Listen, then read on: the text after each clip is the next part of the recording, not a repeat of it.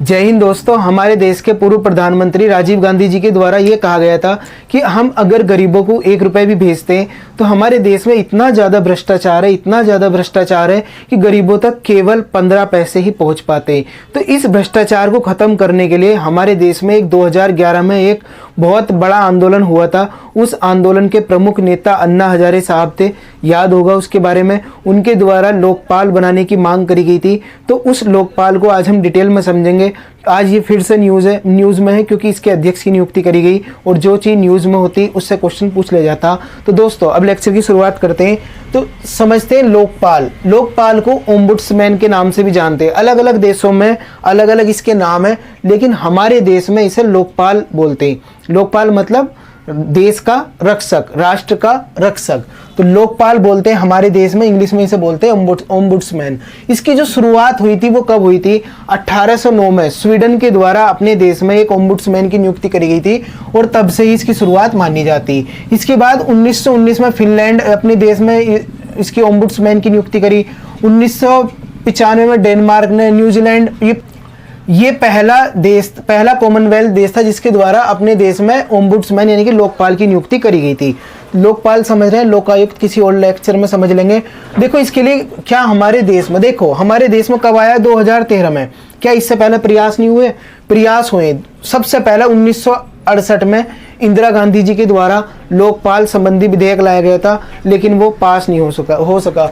इसके बाद 1971, 1977, 1985, 1989, 1996, 1998, 2001, 2011 मनमोहन सिंह जी के द्वारा भी लाने की कोशिश करी गई, लेकिन दिक्कत ये रही, या तो मतलब वो बिल पास नहीं हुआ। अगर पास होने की उम्मीद थी तो क्या हो गया? लोकसभा डिसॉल्व हो गई। तो उस कंडीशन में ये बिल हमारे देश में मतलब लोकपाल विधेयक पास नहीं हो सका।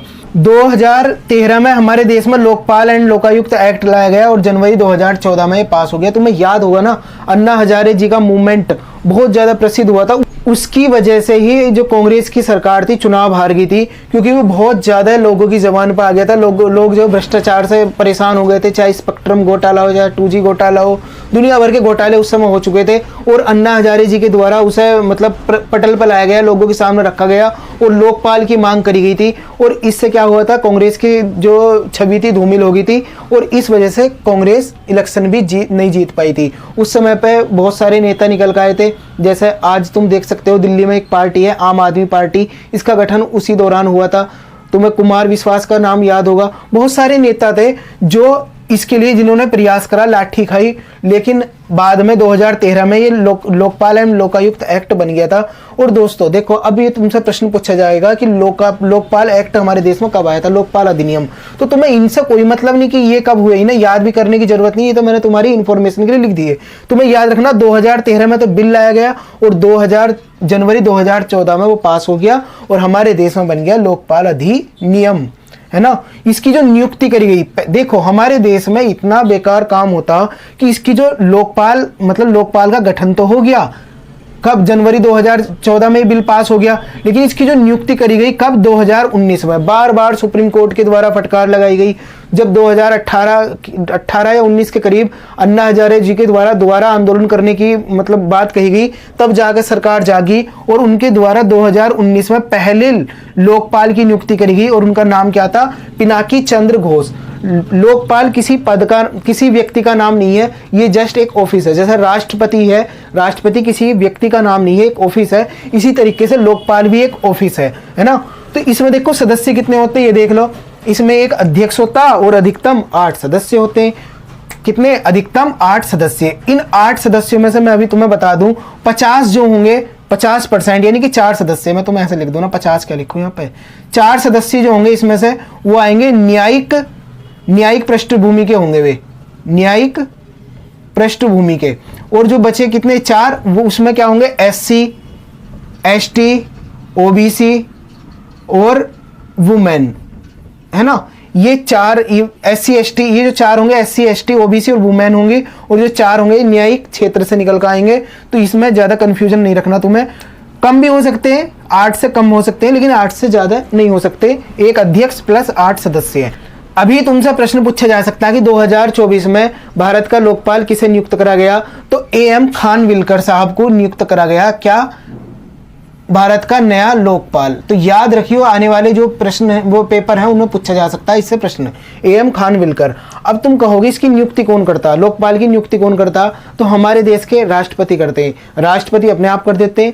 तो आंसर है नो, राष्ट्रपति अपने आप लोकपाल की नियुक्ति नहीं करते। इसके लिए क्या होता, एक कमेटी बनाई जाती, उस कमेटी में कौन होते? प्रधानमंत्री अध्यक्ष होते हैं।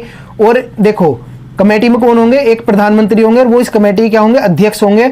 और उसमें जो अन्य सदस्य होंगे कौन होंगे? Chief justice of India, Bharat के मुख्य न्यायाधीश या उनके द्वारा कोई नामित करा गया व्यक्ति भी इस कमेटी में हो सकता। लोकसभा का अध्यक्ष होगा या विपक्ष का नेता होगा और एक प्रसिद्ध न्यायविद। तो टोटल 4 सदस्य, 1 2 3 4, 4 सदस्य होंगे और प्रधानमंत्री इसके अध्यक्ष होंगे। तो टोटल कितने हो गए? 5 सदस्य हो गए। तो एक 5 सदस्य की कमेटी राष्ट्रपति के पास किसी व्यक्ति का नाम भेजेगी कि इसे लोकपाल बना दो। जैसे एएम खानविलकर साहब का नाम इस कमेटी ने भेजा तो राष्ट्रपति ने क्या करा? इन्हें क्या बना दिया? लोकपाल बना दिया। क्या ये कमेटी जो होगी ये किसी भी व्यक्ति को क्या कर सकती? किसी का भी नाम दे सकती? तो आंसर है नो। किसी भी व्यक्ति को लोकपाल का मतलब अध्यक्ष या सदस्य जब बनाया जाएगा, या तो वो क्या होना चाहिए? पूर्व चीफ जस्टिस ऑफ इंडिया होना चाहिए, पूर्व मुख्य न्यायाधीश होना चाहिए या हाई कोर्ट का जज होना चाहिए, 25 साल का अनुभव होना चाहिए कानून एवं प्रबंधन में, भ्रष्टाचार विरोधी जो मतलब इकाई काम करती है उसमें उनने काम करा हो। तो मैं तुम्हें सिंपल भाषा में यहाँ पे समझा रहा हूँ कि ये जो कमेटी है किसका नाम भेजती है राष्ट्रपति के पास लोकपाल बनाने के लिए? या तो वो मुख्य जज होगा सुप्रीम कोर्ट का पूर्व, या हाई कोर्ट का जज होगा, या कोई किसी ने अगर 25 साल तक किसी भी भ्रष्टाचार विरोधी इकाई में काम करा या कानून एवं प्रबंधन इकाई में काम करा या इस तरीके की जो काम होते हैं उसमें काम करा, तो उसे क्या होगा? उसका नाम भी ये क्या करेगी? ये कमेटी भेज देगी राष्ट्रपति के पास। तो ये इंपॉर्टेंट है, याद रखियो। कार्यकाल कितना होता है इसका? 5-70, यानी कि अधिकतम ये 5 साल तक अपने पद पर रह सकते हैं और ज्यादा से ज्यादा इनकी उम्र 70 साल से ज्यादा नहीं होनी चाहिए, ये भी याद रखियो। और देखो इसका क्षेत्राधिकार देख लो, ये प्रधानमंत्री के खिलाफ भी कार्रवाई कर सकता, मंत्री के भी, संसद सदस्य के, group A B C D और केंद्र सरकार के अधिकारी, सारे मंत्रियों के खिलाफ ये कार्रवाई कर सकता, सारे जो अधिकारी होते हैं उनके खिलाफ ही कार्रवाई कर सकता। भ्रष्टाचार जिनके आरोप जिन पर लगे होते हैं उनके खिलाफ ही कार्रवाई कर सकता। और देखो इसके पास जो शक्ति होती है वे कैसी होती है? सिविल शक्ति होती है। ये पेपर में पूछा जा चुका। इसके पास जो लोकपाल है इसके पास कैसी शक्ति है? सिविल शक्ति है। लेकिन प्रधानमंत्री के लिए कुछ छूट दी गई है। हर एक मामले में ये क्या कर सकता है? अपनी टांग नहीं अड़ाने का प्रधानमंत्री के। कुछ मामले में प्रधानमंत्री को छूट दी गई है। अगर मामला हो क्या हो? अंतर्राष्ट्रीय संबंध का हो, किसी और देश से हमारे रिलेशन के मामले में मतलब रिलेशन का मामला हो, तो उसमें जो लोकपाल है वो काम नहीं करेगा। सुरक्षा की बात होगी, नेशनल सिक्योरिटी की, तो उसमें ये लोकपाल काम नहीं करने का मतलब लोकपाल राष्ट्रपति प्रधानमंत्री के खिलाफ कार्रवाई नहीं कर सकता। लोक व्यवस्था होगा, ये लोक व्यवस्था का मुद्दा होगा। परमाणु ऊर्जा एवं अंतरिक्ष जो नीति होती उनके लिए कोई भी क्या कर सकता? लोकपाल एक्शन नहीं ले सकता। दोस्तों क्या लोकपाल खुद से सुमोटो एक्शन लेता?